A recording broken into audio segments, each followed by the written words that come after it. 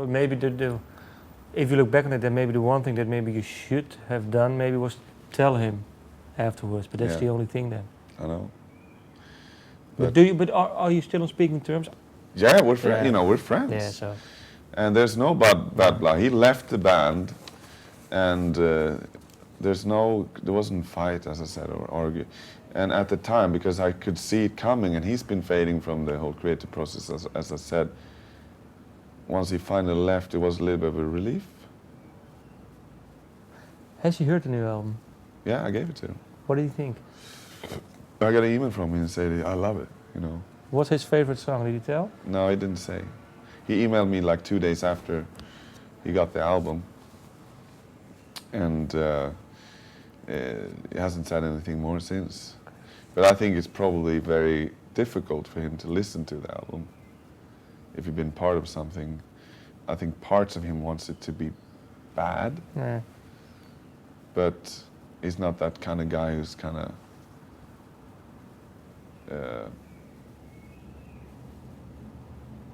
wishes us to go down and write shit and not be popular anymore. I'm sure he wants the best for us.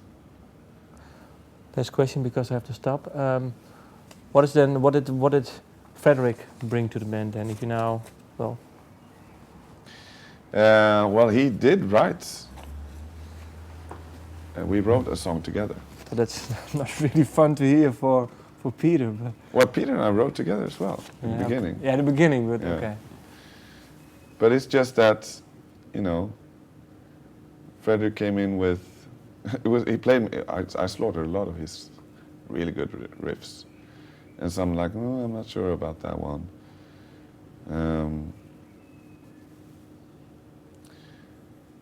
But there was one riff, he played me a few riffs over the phone. And one riff is like, you know, this riff, okay, I'll play it to you because I don't really, maybe it's probably nothing. And he played it to me and I was like, wow. And that was first riff in Porcelain Heart. And it, you know, that's what I mean, you know. It can be a simple riff that triggers my interest, and then I get like a vision for a song. And with that particular riff, I wanted to, the whole song is based on that riff. And we wrote 2 or 3 drafts of the song that we scrapped before we ended up with what's on the album.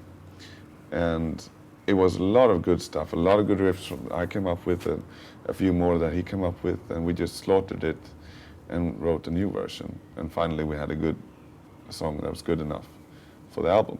Is it now for you, good for you to have someone who also, writes riffs, and that not the whole songwriting process is your part of Opeth? Well, I love writing songs, but I want the other ones to contribute with ideas too. Per sent me shitloads of ideas, and we wrote one song on the bonus together, and there was a lot of ideas that we didn't end up using.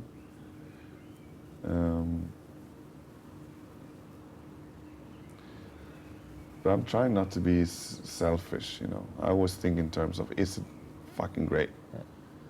And sometimes it's really hard to know. If you get a riff, you want to know, okay, say if Per or Frederick, or for Peter for that matter, delivers a riff. I want to know, okay, what do you want to do with this riff? Is this a theme? Is there a vocal line? What are we going to do with it? And so far, none of the other guys in the band have delivered a song. Peter never delivered a whole song. You know, Per to this point hasn't delivered a whole song. Frederick hasn't delivered a whole song. I've always been the one who put together complete songs, if you know what I mean.